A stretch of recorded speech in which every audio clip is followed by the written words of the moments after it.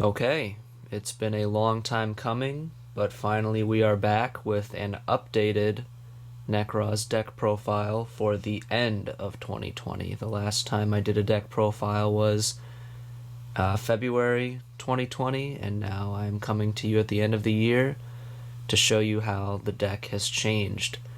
I wanted to wait a while. I waited quite a while to do this because I felt like even after Unicorn went to 3 at first, I never changed my deck that much, but now I feel like I've made enough changes to the point that it would be worth doing a deck profile. So, without further ado, I won't go too much into the theory except for some of the new cards that are in here. So, if you're interested in that, you can check out my last video, my deck profile from February, which is much longer. So, for the Nekroz lineup, we just have one Trishula, still one Trish, not two.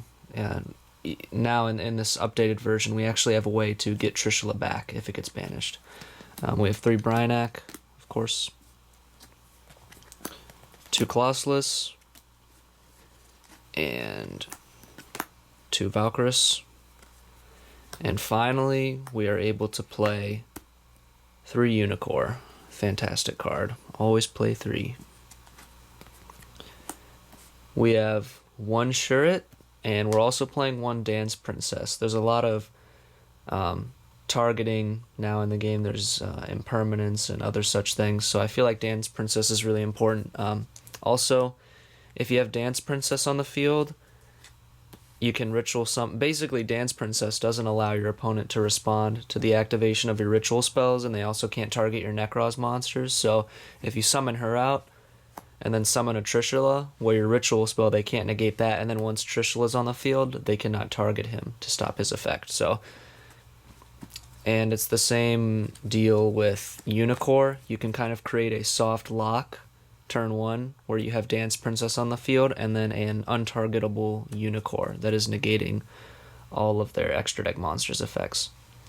For our ritual spell lineup, we've changed things a little bit. We play 2 Kaleidoscope, 1 Mirror, and 1 Cycle. I just like to keep it at 4 ritual spells, and I've never had a problem running this ratio. The reason I bumped Cycle down and bumped Kaleidoscope up to 2 is because I figure the first ritual spell you're going to activate is always going to be Kaleidoscope, right? To do your Unicorn play and kind of set up your graveyard and your hand and everything. So if you're already, I just imagine that I'm already down a Kaleidoscope, so I want to have at least 1 of each ritual spell going forward. Okay, that's it for the Nekroz cards. Now we have 2 Manju, 2 Celestial Observatory, amazing card. You get to put back a level 6 incantation and draw 2 cards, and no strings attached. And there's also 3 Preparation of Rites. Pretty self-explanatory. The only difference is that I bumped Manju down to 2 because the deck is really tight on space. We're actually running 42 cards, and I don't think I could make it any less. Okay, for our incantations, it's the same as last time. We have 2 Chalice Lime, 2 Talismandra, because he's the best. And then we just have 1 Candle, 1 Pensaplume, and 1 Bookstone. A lot of people might disagree with me on these ratios, but just think about it. You can live without... If you open these cards in your hand, you can live without getting off their effects. It's really Talismandra you want to have in the deck to be able to summon him out and get your monster search, because now that Unicorn's at 3, there's really no excuse. You should really be playing this ratio, the 2 Tal, Candle, Pensaplume, and Bookstone, because Unicorn, you can just ditch it to get back anything from your graveyard. So you really only need 1 of these incantations. I play them mostly for the levels. And then lastly, we have 1 Incantation Inception. Okay, like we talked about in the last video, I'm sure there's some people who are, who haven't seen my last video. We talked about how Nekroz is a going second deck, not a going first deck. So to wrap up this video, we're going to go over the going second cards in the deck. So, newest edition, we play Gamma. I really didn't like running Gamma back then because I was super unlucky and I always drew Driver. But after play testing it for, dozens, if not hundreds of games, I realized that Gamma is just too good to leave out of your deck. You know, you draw for turn, you discard Bryanak to search. If they ash it, you know, you get an Omega for free. And every time you resolve Gamma and make an Omega, you win the game. And also this, I put Gamma in because every single top deck at the time when I was testing Gamma was playing it. So we also play triple Dark Ruler No More. I said in my last video that this is a card I wouldn't ever main deck, but I think it's actually the perfect time to play 3 Dark Ruler No More because basically every deck in the game, you know, Dragon Link and so on, revolve around building up a huge board. You know, ever since Needle Fiber came out and those combos started, Dark Ruler No More, super necessary for going first. And Dark Ruler No More also works really well with the last card of the deck, and that is our triple Evenly Matched. Yeah, a Dark Ruler No More followed up by an Evenly Matched, and maybe a Trishula play after that. It's unstoppable. It's very good. Okay, let's go on to the extra deck. We have our Kaleidoscope targets, our level 12, level 11, level 10. This is our Omega. We also play a level 6. I play 2 Herald of the Arclights ever since Unicorn went to 3. I feel like 2 is enough. And I've never needed more than 2. Natis. And I also play a level 3. Believe it or not, it comes up. If you open really badly, it's nice to sometimes just be able to get a Clasalis on board with your Kaleidoscope without having to burn too many resources. Okay, for our rank 4 Xyz, which are enabled by Manju and Unicorn, I play 1 Exciton Knight, 1 Tornado Dragon, 1 Abyss Dweller, and 1 Cowboy. I don't play Daigusto Emerald because I really just don't have the room for it.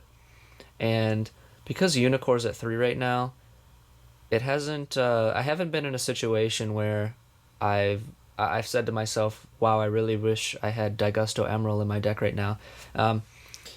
These cards, on the other hand, they've all won me games. Like Cowboy, you know, you burn your opponent in time. Abyss Dweller, obviously. Tornado Dragon, it's just really good back row removal because I'm not main decking anything that removes back row. And then Exciton Knight is just like an emergency, you know, blowout card. You know, you blow up your whole opponent's board if you are behind in the game terribly. And I think this was in the last deck profile onto our links. I play Nephthys, the Sacred Flame. If you use 3 ritual monsters to make him, which is very, very easy in this deck because you don't have to worry about, like with other decks out there, people making Nekroz deck, they just clog their deck full of ritual spells. But we play, you know, the minimum amount of everything possible. I promise I've refined this deck, you know, through just endless playtesting. So you summon this guy, he becomes 4,800, can't be targeted or destroyed by card effects or destroyed by battle. He's just amazing. And then lastly, a new addition, we play Area, the Water Charmer. So she is really good because, well, I'll explain, I'll start from the top, I guess. So she takes 2 monsters, including a water monster, so you can use a Unicorn, a Manju, or anything else, as long as there's a water monster. You just can't use your incantations to make her. So basically what you do is, if you know that your Unicorn Manju are just going to get run over next turn, you make her, and then when she gets destroyed by battle or card effect, you get to add a water monster from your deck to your hand with 1,500 or less defense. So your targets are Bryanak and Unicorn. Also, she can, if your opponent has any water monsters in their graveyard, you can special summon it to a zone she points to, which actually came up once. I played an Adamancipator player, and he had the Dragtite in the grave, and that's a water, so I was able to summon it to my side of the field for free. So yeah, she's just really good for clearing space on your board and extending your plays. For our side deck, I don't think it's changed very much. We have 2 Spear Mode. I put in 2 Gamma Seal. Spear Mode is just a board breaker that you can't really main deck, and sometimes your opponent isn't always summoning 3 monsters, so I wanted to put in some Gamma Seals as well. I also play Ghost Ogre and Snow Rabbit just to have a hand trap in there. for back row removal, 2 Cosmics, 2 Twin Twisters. And a lot of people don't expect this, but if you're ever playing dinosaurs, Drowning Mirror Force can be really good, because if they can push through a Valkyrus, which they often can because of Dolka, I realized that dinosaurs don't have a lot of back row removal necessarily, so this card can completely blow them out and reset the game. And also we've got Vanity's Ruler and Cyber Angel Benton. I don't main deck this, but I keep it in the side because if I lose game 2 to my opponent, or if I lose game 1 and then go to game 2 and I beat them, my opponent is going to assume that I'd like to go second, so I'll side this in to go first game 3, and it's definitely won me a lot of games, because it's not because this card is good on its own, but because my opponent is surprised, so late in the game for me to drop a ruler on them. And the last card in the side deck is 1 Decisive Armor. It comes up sometimes. Sometimes it's just nice to have the extra 1,000 attack boost if my opponent's playing a really back row heavy deck and they're not going on the offensive very much. I might side out a Valkyrus for the Decisive Armor. So if you're ever struggling, what do I take out for DA? I always take out a Valk.